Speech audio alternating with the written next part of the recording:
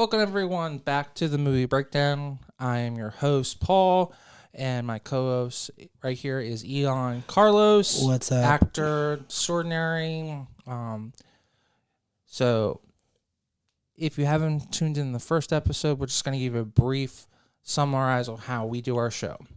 I'm a trained photographer and videographer, so I'm going to give you a perspective on the actual movie and how it's shot.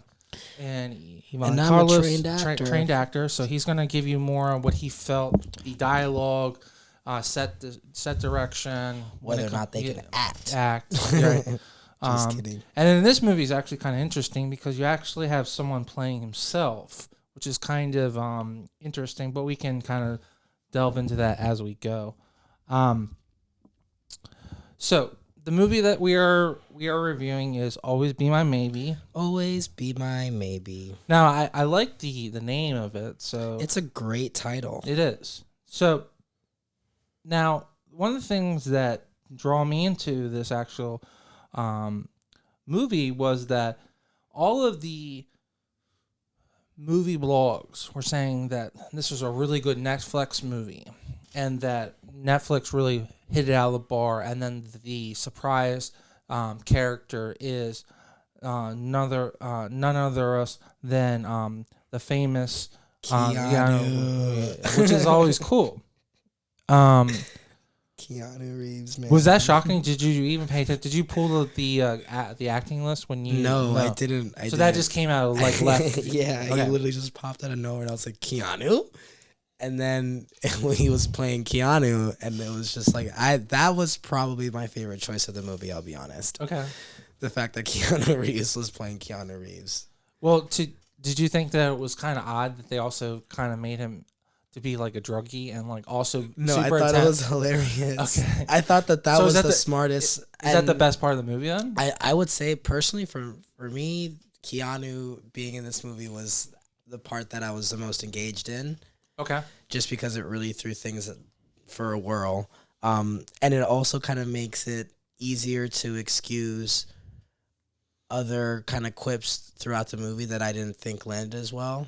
All right. Well, before we start breaking it down, all right. So everyone, we give our score at the beginning of our review. We're not. Yes, we do. And our concept is we want you to go see it. So we're going to give you our review first. Okay, go see it and then come back and listen to the entirety of the show.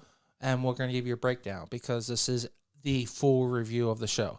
So personally, for my review, now I'm going to give you a breakdown of what a review is. A 5 is the best movie in the world. That's basically a very special achievement.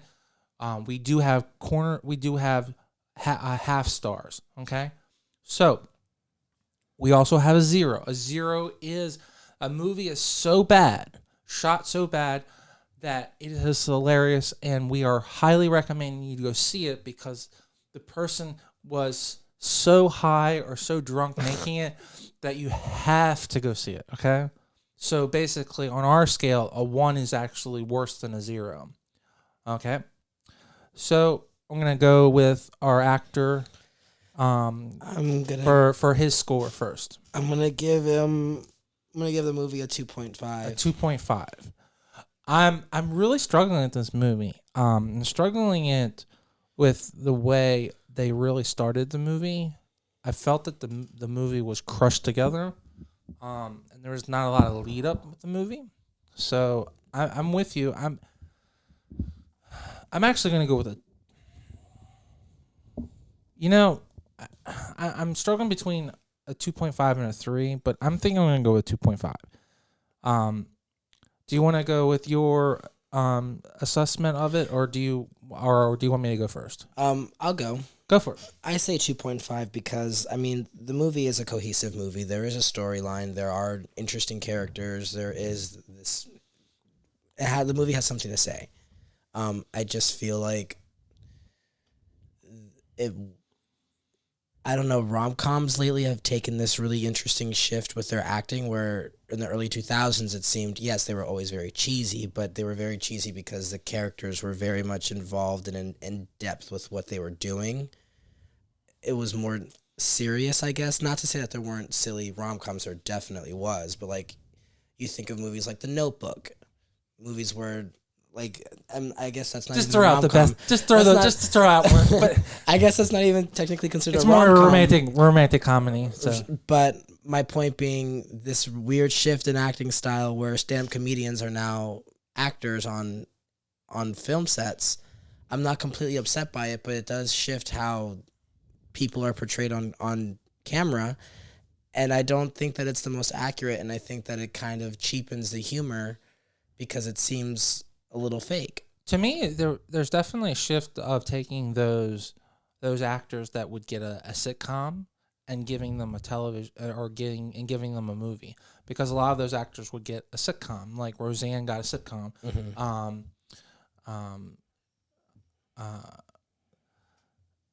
The gentleman, he has a whole sitcom named after him, and it's one of the most famous ones, and it's in New York City. Seinfeld. If I don't think his movies, it wouldn't be funny as a movie. It's great as a TV show. Right. So, and I'm very impartial to Ali Wong's stand-up comedy. Like, before I even saw the movie, like I think I saw Tiger. I can't remember the title of it. One I enjoyed, and then I saw a second one, and I wasn't. She's not my favorite comedian. So from the get, I don't really vibe with her comedic style because I don't think that it's the most successful. I don't think that it's very intelligent. Not to say that she's not intelligent, but I feel like her comedy is very brass and blunt and to the point. And for whatever reason, my opinion is that it doesn't really resonate as much with her, and I understand why she does it, but for me, it's not the best choice. So watching a movie where she's just making all these choices similar to what she would do during her comedy stand-up, I'm kind of just like, okay, this is a personality movie. I'm not really watching a character develop, and I never really cared about the characters, like. And see, this is where I'm thinking, where my thoughts are coming in, that I think they cut the movie together wrong. Okay. So the way the movie starts is that they show these photos of kids representing the couple, okay, in stages of their life, okay? Yeah. And I'm like, okay, cool. Maybe we're going to spend like 5 minutes on each one, or 10, right? To demonstrate. Yeah. But they literally like pushed all of that content into 5 minutes. Mm-hmm. And to me, that should have established them as a young kid. Now, we did have a lot of them established in the youngest one, where the mother is showing the other daughter how to make kimchi, and how to cut things with scissors. So that was demonstrated. But then when they moved to their preteen, like 10 to 12, that was completely skipped. I think something was cut out of this movie. To me, there's a gap missing. Interesting. Because they automatically go to 17, to the part where they do this awkward sex scene, and there's just like some weird something that we missed here. Like I think that there's something that they cut out of the storyboard of this movie, because we go from 6, I'm going to say 6, 7, and then we go to 10, 12, and then we go right to 18 really quickly. And that 10, 12, I think would have established a little bit more of that story background, because I felt like we got really shoved. And you think that they cut something? Yes. I think that maybe it was because they wanted to emphasize the comedy and the fact that Ali Wong's Wong's character wanted to. That you thought that her comment that was. Yeah, but I think one of the more it was an interesting choice to have them. They played themselves like as young people, correct? Ali Wong they was played them her 17. They played themselves with 17. And I thought that was an interesting choice. I liked it, I loved it, and I hated it at the same time. I don't really know how, you know what I mean? Mm-hmm. But maybe the reason why there was such a gap in time was to emphasize that shift, to make it funnier. And for some people, it's like, oh, that's really funny. Like, But it's been done so many times that Sure. I'm like Does I was the movie, totally over does the movie challenge any kind of like anything? of Not at all. there's no groundbreaking substance to it in any way. It's a rom-com. Yeah. Yeah, and that's completely fine. I'm not offended at rom-coms. I just think that because I come from a mindset of, I'm watching an actor. And that now I'm at the point where I'm realizing that I'm not always watching actors. Sometimes I'm watching comedians. And that's interesting because comedians can act. Actors can be comedians. Comedians can be actors. But that kind of shifts how you perform and what you are. And I'm very much an actor, so I think that when I watch other people who are not actors, it's difficult for me to really not critique them, but give them a fair shot because I feel like I'm coming from my angle and they're coming from theirs, and then you know what I mean? It doesn't cross over as well as it probably could. No, I'm on the same. And then the ensemble, like the guy who played Randall's dad. Oh, wait a minute. I was not a fan of him. Yeah, what's up? That's what I want to. So this is why I mentioned I was so critical of that beginning part. So they established in like one scene this third character with the ear piercing, and I'm like, I didn't realize until 20 minutes into the movie that was the girl that's pregnant. Is the girl because they didn't establish, and I was like. I'm like, am I that stupid? Or did they really do a bad job of establishing that character? Because I'm like, wait a minute, is that the same piercing girl? And I'm like, and then is that the same piercing girl? No, that's seriously, funny. because then as like I don't know if it's just because it's the time that person has to be gay.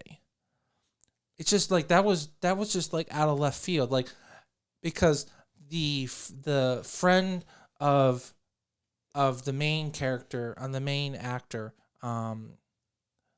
it's the backup singer in the group. What's his name? The backup singer in the group, the guy who plays Tony. Yes. He hits on her, and she's like, "Darling, you're the wrong sex." Yeah. And he's like, okay. That was just like I was like. Why is that even like? Why are you even involving that? I feel like why that was so like weird. What I really struggled with the movie is that I didn't really care about any of the characters. I never really believed that these two people were as in love as they were, and then they're like weird people. Like this guy has like a weird like band thing, and like that's cool. Like he's quirky. But his music is so fucking good, dude. Oh, come on. His music is so, like, it's so ironic. It's I'm not saying he's a bad musician. Like, the band is interesting, but, like, it's just a really obscure trait. And I think what they thought was, let's just, like, throw a bunch of random things together and we'll get Keanu Reeves to come play Keanu. And that's how comedians work. They're like, what kind of things can we put in to make this funny? Well, they were probably friends with him, and they said, what if we did a movie together? Would you be up and you could play yourself? And he probably was like, sure, dude. Or when they were storyboarding at the table, they were like, wouldn't it be funny if like he actually played himself? We had some like random person just like be there. And he played himself? And they're like, he's like a famous actor. Who could exactly like who would I date? And get the person that no one would ever expect. Exactly. Ali Wong was like, I'm gonna fucking date Keanu. And everyone at the table laughed. Everyone was like, "That's oh my god, hilarious. You're so smart. That's a great idea." Because that was the best idea in the movie. But I just didn't care about either of them, and I didn't really believe that they were together. It made her, as a woman, look like she's weak, and I don't know if I would agree with that, but I can see where you come with that. Because it goes back to that thing where. It's like we make women act like they would just fall for any hot next guy. Like he's the hot next guy. Like she has Randall? No. Keanu. Yeah, she would just fall for him. But he's Keanu Reeves. I know. He's literally Keanu. But also you're making her feel like she's just like, Okay, I'll fall for you. Like that. I don't know. She never was really like openly in love with Keanu, I think. Because she before her that, hickey. She's like, oh, yeah, exactly. A hickey. It was a physical like animalistic relationship. It wasn't like I love him. She was definitely using him as a like physical rebound from the guy who played Jin from Lost. True. Well, and that relationship just didn't like. You can't. I don't know. There was just a lot thrown out of kind of left field, and I'm like, okay, like I understand this is how rom-coms are kind of made, but like I don't think it's a smart way to make a movie. You know, I actually felt more connected to the father. I didn't like him at all. Oh, really? I think he's not a good actor in my opinion. He just so you're looking at it as an actor. I'm looking at it as like I like the whole role. Like he lost his wife. Okay. He was able to survive. He did much better than his son. He progressed. He kept the house in order. He basically took care of his son, where his son sat there and that was the thing that just because he lives in San Francisco and he's living in California, he was a pothead. I thought that was really that was really like I don't know what commentating that was supposed to be like. Well, it's not even that. It's just like at this point, it's not funny anymore. I know, but it's also so weird. Like everyone's a pothead. Like he would just be a pothead because he's at home, because he went through a really traumatic thing. I mean, I see what you're saying. The other thing is they didn't establish what happens to his mother. So we're kind of left in limbo. Did she get hit by a car? She died by cancer? But like out of nowhere, she just dies. So that I'm okay with not knowing. I'm okay with not knowing. I absolutely agree with you. I'm okay with not knowing too. I'm just saying that like that was another thing that's fine. Just sometimes of thrown out of left field. Yeah, sometimes not filling in every blank allows your brain to think more for you. Exactly. Make your own story. What I didn't really understand was like all of a sudden there are these like not mechanics, but like these like people who like install these things. Was his dad always having that business, or was that something introduced after? They never established that before, though. So for me, I was just like, all of a sudden they have this Pop and Son business, and they're going to do this thing, and it just seemed really random, and like I just think that there could have been a better reason for them to have met. But there also was an 18-year gap.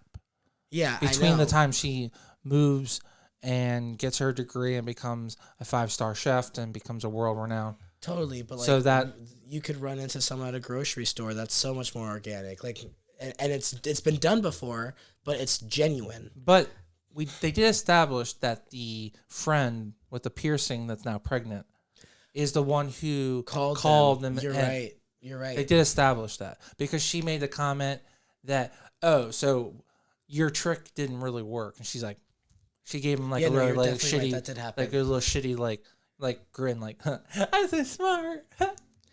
Yeah, I don't know, just that. I actually like her friend. I like the friend character a lot. I just wish that they established her better, because they really did a shitty job of establishing her, because that opening scene is all music, and they're like sitting there, and the camera does a wide to a 3 shot, and then zooms in, and I'm like, well, who the fudge is this person to the right? And it doesn't establish that character in any way. And then we zoom in 16 years later, and she's pregnant, and she doesn't have piercings.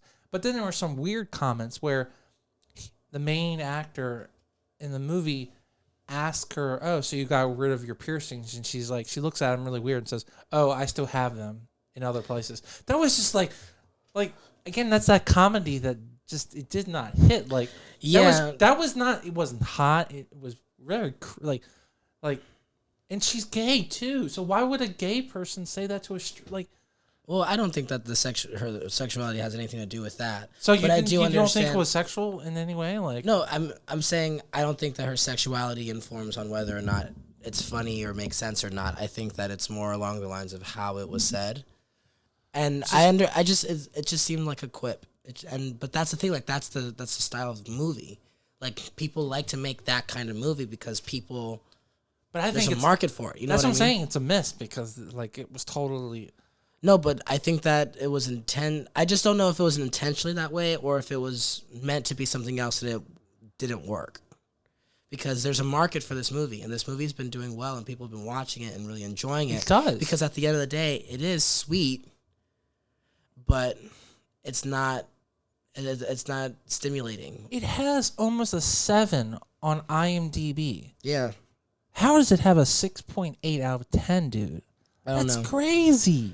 I just It know has a that I 90%. like. It's 90% on Rotten Tomatoes. Yeah, that's wild. That's wild. Now, to me. Rotten Tomatoes is the one that you really can't trust because you don't have to necessarily register that you watched it. So you can literally just say vote. something. Oh, you wow. just vote. So at least IMDb, you have to be logged into the IMDb servers, and don't you have to demonstrate that you are an actor under the pro level? You can I'm sure vote that on- there's some kind of. I've never tried to post a review on IMDb. So Yeah, I think you have to be under the pro level to vote. So I'll take that as more of a legit. But dude, I mean, there's a market for the movie. People are gonna enjoy the movie. It's not that I didn't enjoy it. I watched. I'm like, okay, cool, but like it was more of a lull. There were jokes that just didn't land for me, and I didn't really believe the relationship. So at the end of the day, I'm like, I don't really care. And then Keanu comes, and I'm like, heck yeah, like at least he's like, this is funny. Like, okay, no, come back, Keanu. I just thought they were never really in love. yeah, and that was- but I don't think they were supposed to be. Yeah. Here's the this is something we love. I love. We should definitely incorporate into our show. Okay, the Medic score for critics that they consider to be high critics are giving this out of 182%. Are you guys really serious? What do they say? Well, there's 1,600 reviews, so I don't think we need to go through all 1,600 reviews, but Right now. but there's enough people giving it a positive review that it's got it over 82%. Dude, that's crazy. And we're both sitting here as critics saying that we're gonna give it below that. That's and then they have a fresh rating. That's the high. When you get a fresh rating, okay, and then I hope one day you get a plaque. You get a plaque in the mail that you are part of a movie that is considered to be a fresh rating. It's like a special thing you get from. Cool. Yeah, so I hope you get your Same. your rating, because that's like a limit. That's like 10% of the movies that come out a year get a fresh rating. So kudos to them for getting that. Yeah, like no hate to the movie. I just don't think it's that good. I really thought that all the comedy, a couple of the things hit, but like that weird interaction where they had to bring up the nipple piercings, and then I personally loved him singing. I thought they were just sarcastically funny. I actually kind of giggled on that. It was meant to make you like him and be like, oh, he's so Right, exactly. But for me, I was like, okay. You just weren't buying into it. Yeah, I just didn't. I personally loved they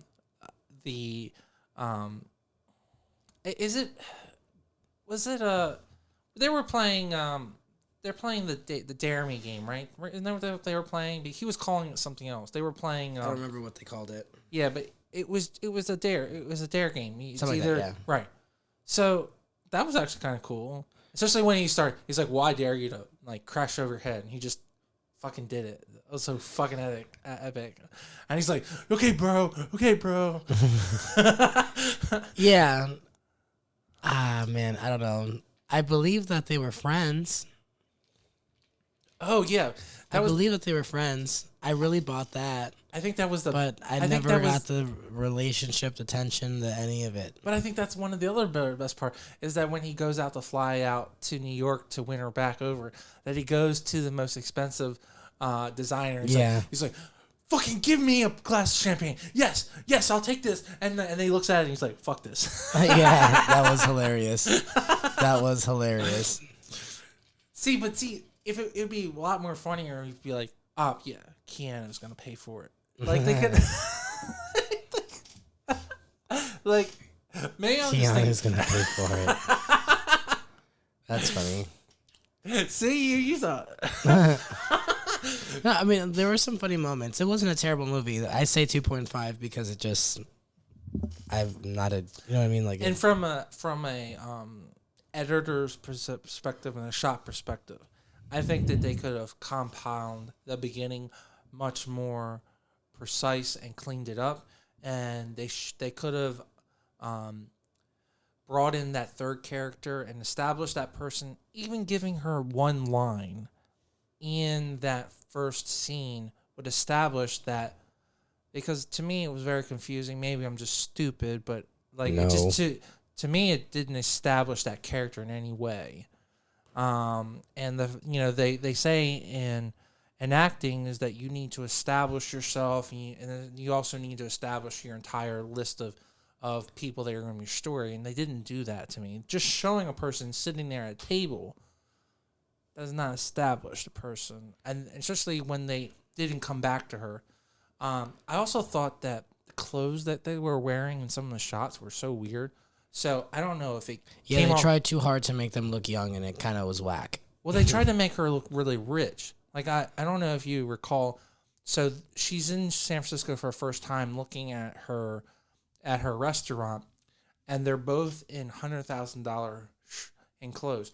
And the one who's pregnant is literally in a dress, a gold leaf Yeah. a dress a girl would wear to an evening event, and she's working, and she's pregnant. It's so awkward. Like, a girl that's pregnant would not wear a $2,000 dress to work that you would wear to evening. Like, it's not the right dress that you'd wear. To me, it was so. Whoever was the art director, like, it was so. The costume design. Yeah, the costume design was totally not like. I'm like, that's what you wear to the evening event, not to work. I will she's say, pregnant. She's other thing. Here's another thing that they really did a shitty job of, like, really just thinking this out. She's 9 months pregnant. She wouldn't be on her feet working at 9 months pregnant if she's making $100,000. Some people are. You know. To me, I feel you. I get what you're. I get they what could your have point easily is, made that she was 7 months pregnant. That would be more. To me, more realistic. But then at that point, like, if you're focusing on details like that, then you know that you're not buying into the story. Well, that's how much I'm saying is that I wasn't paying attention to the story because you were just like, what? I was like so distracted that they screwed up on the little things. I will say that seeing Daniel Day Kim in this movie was pretty funny. Because what? I was like, Jen, what are you doing here? It was right out of left field. Right out of left field, and that's fine. But like, okay, we're gonna rank. Was Keanu bigger left field or was Kim? Well, Keanu is definitely a bigger random what? Because when Keanu comes out, I'm like, is Keanu an actor playing a character? Or is Keanu right now? So that was intriguing. I was pulled in, and that was really smart. That was the best part, is that they let him play himself. Exactly, but it wasn't completely obvious from the get. Like, you were kind of just like, I was pulled in. With Daniel Day Kim, it was too fast for me to even, and he was such a dick. So I was like, why do you love him as much as you do? He's such an asshole. Like, what? What are these, like, redeeming qualities? And he's really done a great job establishing himself so quickly as a marketive actor, because he wasn't doing any acting less than a couple years ago. So he's really... I hadn't seen him in anything past Lost. Yeah. So Lost is amazing, so... Yeah, he's really established himself as a huge actor. Cool. All right, so these our movie reviews do not have a set schedule, guys. What I am excited to tell you, we're gonna do a watch along. We're gonna do Fight Club. That's gonna be coming up. We do not have a set schedule when it comes to releasing these, so just stay tuned. We'd love for you to give us suggestions, and please just stay tuned.